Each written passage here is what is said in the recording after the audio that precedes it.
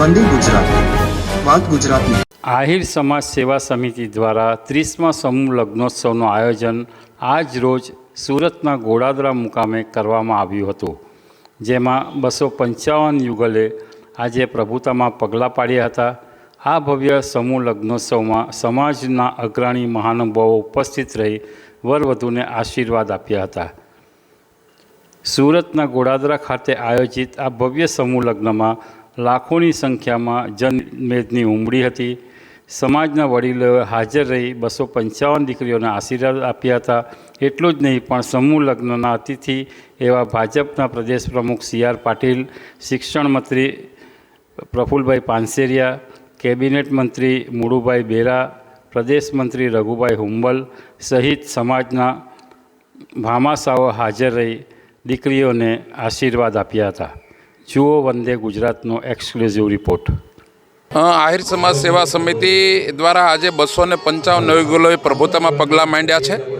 એમને 300 કરતાં વધારે આગેવાનોએ આ નવયુગલોને સુખી દાંપત્ય જીવન માટેના આશીર્વાદ પણ આ મંચના માધ્યમથી દ્વારા આવ્યા છે। આજે નસીબદાર છે આ નવયુગલો કે જેમને આહિર સમાજના સમગ્ર ગુજરાતમાંથી 1 લાખ કરતાં વધારે લોકોની ઉપસ્થિતિમાં જેમનું લગ્ન જીવનની નવી કેડી કંડારી છે, ત્યારે હું ફરી વખત આ નવયુગલોને સુખી દાંપત્ય જીવન માટેની શુભકામનાઓ પણ પાઠવું છું। આ કાર્યક્રમ એટલો ભવ્ય અને દિવ્ય રીતે થયો છે કે જેની અંદર બ્લડ ડોનેશન કેમ્પ, ઓર્ગન ડોનેશનની જાગૃતિ અને 10,000 કરતાં વધારે લોકોએ નવઘોડિયાની હાજરીમાં જે માનનીય યશસ્વી વડાપ્રધાન નરેન્દ્રભાઈ મોદી જે સ્વચ્છતા અભિયાન સમગ્ર દેશમાં ચલાવી રહ્યા છે એના માટેના 10,000 કરતાં વધારે લોકો એકસાથે શપથ પણ લીધા છે।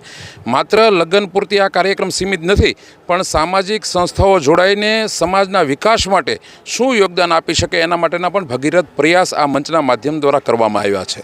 મને કહેતા ગર્વ થાય છે કે આજે આહિરના આંગણે દિવ્ય અને ભવ્ય ગોડાદરા વિસ્તારમાં 30મો સમૂહ લગ્ન સમારોહ યોજાયો છે।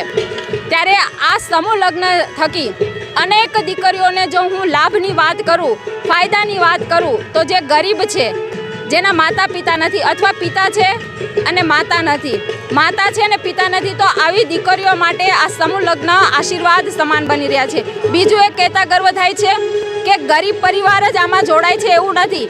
જે યુવા પેઢીમાં સમજણ છે સમાજનું મહત્ત્વ અને સમૂહ લગ્નનું મહત્ત્વ જળવાઈ રહે એ માટે આ સમૂહ લગ્નની અંદર ડૉક્ટર, એન્જિનિયર અને સરકારી કર્મચારીઓ પણ જોડાયા છે। આ વિશેષ સમજણને હું અભિનંદન આપું છું। આહિર સમૂહ લગ્ન હર હંમેશ દરેક સમાજથી અલગ એટલા માટે તરી આવે છે કે અહીં સ્ટેજ ઉપર અનેક સમાજના 400થી પણ વધારે આગેવાનો ઉપસ્થિત રહી આ દીકરા દીકરીઓને આશીર્વાદ આપે છે। ત્યારે આ અવસરનો આજ અનેરો આનંદ અમે માણી રહ્યા છે।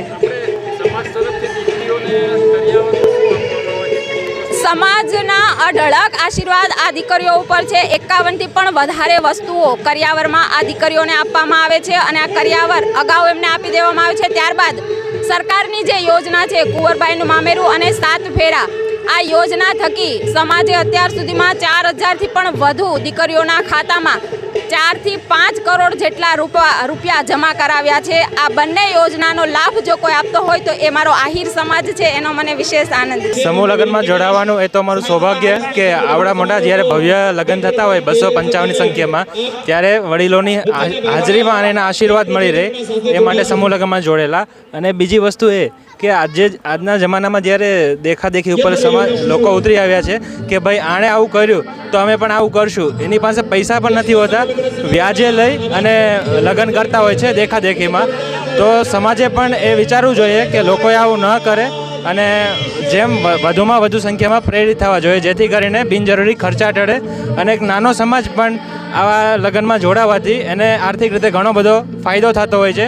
અને એવું નથી કે નાનો માણસ જ જોડાય છે, અમારા આહિર સમાજમાં ઘણો બિઝનેસમેન હોય કે એના છોકરા પણ સમૂહ લગ્નમાં લગ્ન કરે છે, જે એક સારી વાત કે અમારો આહિર સમાજ અમને કન્યાદાનમાં આટલું ધ્યાન આપતું હોય તો, અને જો કોઈ સામાન્ય ફેમિલીમાંથી આવતું હોય તો એને દાન મળી રહેતું હોય કન્યાને સારું, તો બધે હંમેશા ખુશી જ રહેશે કે આ આહિર સમાજ સમૂહ લગ્નમાં જોડાય અને જોડાવવું જોઈએ બધી કન્યાને। કારણ કે ભલે આપણે ઘરે હોય ઘણું આપણા માતા પિતા હોય, દઈ એકતા હોય તો પણ જોડાવવું જોઈએ, કારણ કે આ લાભ લેવો જ જોઈએ આપણે।